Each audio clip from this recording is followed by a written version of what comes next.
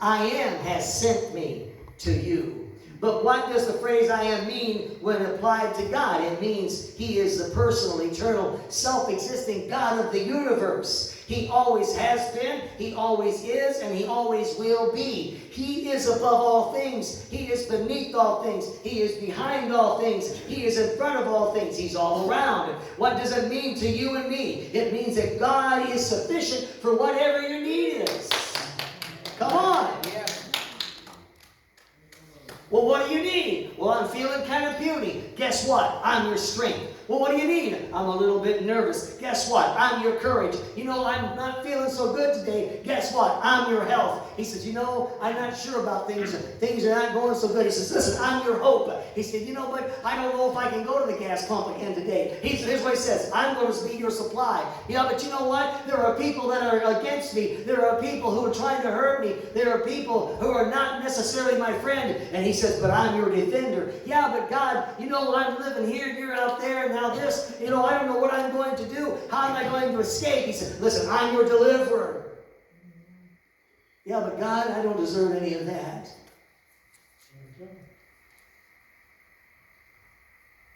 It's okay, I'm your forgiveness. God says, I'm your forgiveness.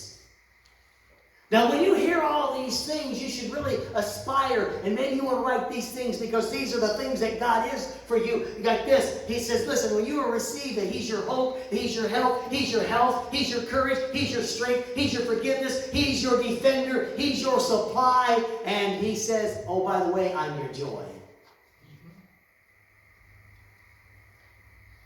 And just to finish it all off, I'm also your future. He is all sufficient. For every crisis, he is there. Now, Jesus had power. And his power was not of this world. And that's why power knocked them to the ground. Did you hear what I said? They bowed before him. To the ground they went. I read in a commentary, J. Vernon McGee, he had a comment on the significance that the soldiers falling backward, not forward. You fall forward to worship, but you fall backwards in fear. And it is a fulfillment of Psalm 40:14. Listen to this. Let them be ashamed and brought to confusion who seek to destroy my life. Let them be driven backward and brought to dishonor who wish me evil. You see, Jesus could have escaped. He could have gotten away. When they fell down, he could have lit out and run. They could not have stopped him. But Jesus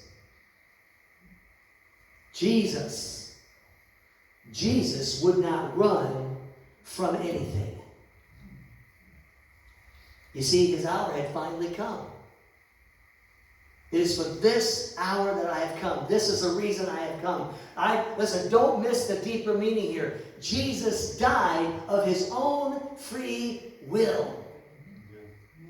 He did not die because he couldn't help it. He did not suffer because he could not escape it. But before I go on, I want to bring in one more detail. When those soldiers came to arrest Jesus, Judas was standing among them.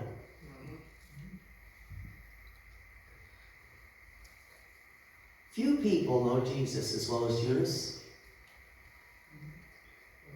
And if we start at the beginning, we're going to find, I'll say, a series of facts about Judas. And let me give them to you. This is free. First off, Judas. Judas was handpicked personally to be an apostle by Jesus. Amen? Judas spent 3.5 years traveling the length and breadth of Israel with Christ. Everywhere Jesus went, Judas was sure to go. He saw all the miracles that Christ did in person. He heard Christ give all those famous sermons. He heard everything. And here's something. You know, he watched Christ heal the sick, raise the dead, and he saw him cast out the demons. And along with the other apostles, he was sent out to preach the gospel. We're talking Judas here. He was sent to preach the gospel. And because of all these things, in one sense, I suppose, nobody ever suspected him of treason.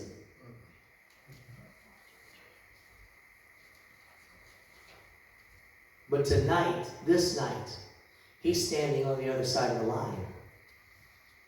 It shows how far a religious person can fall. Amen. Yes, it does. 2 hours earlier, he was with Jesus in that upper room. They were there at the Last Supper, at the Lord's Supper, and they were there breaking bread together. And at midnight, that same night,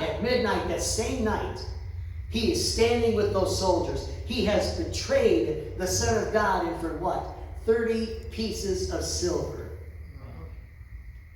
Anybody know what that could buy you in those days? A slave. You see, Judas was that insider, and he used his inside knowledge to lead those soldiers to Jesus. And it's a short step from cheering Jesus as he feeds the 5,000 to standing now with his enemies.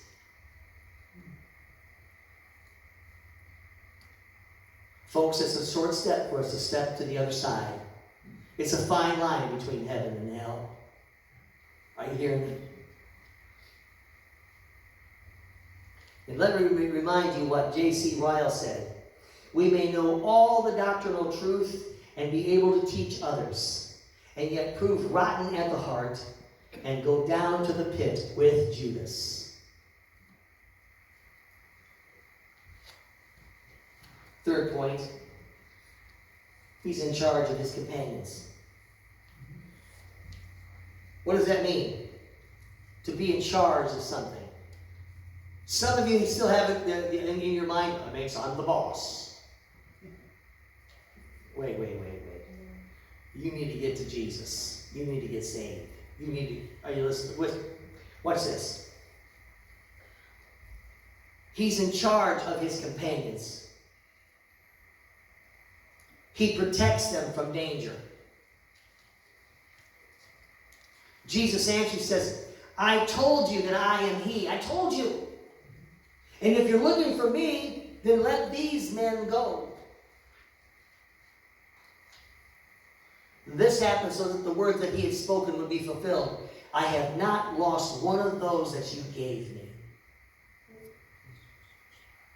He's not only in charge of the circumstances, he's not only in charge of his captors, he's also in charge of his companions, of his disciples. And at this moment, his concern is only for them.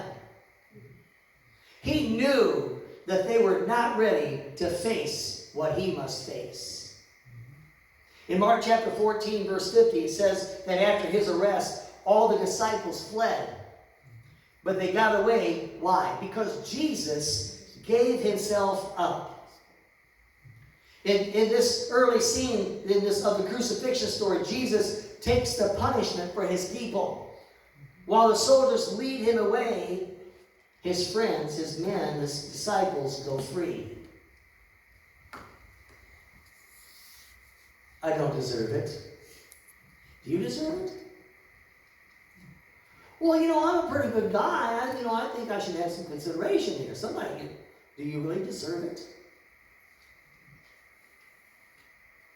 See, not only is he in charge of his companions, he's also in charge of the chaos. Here's what we see. He willingly drinks the cup.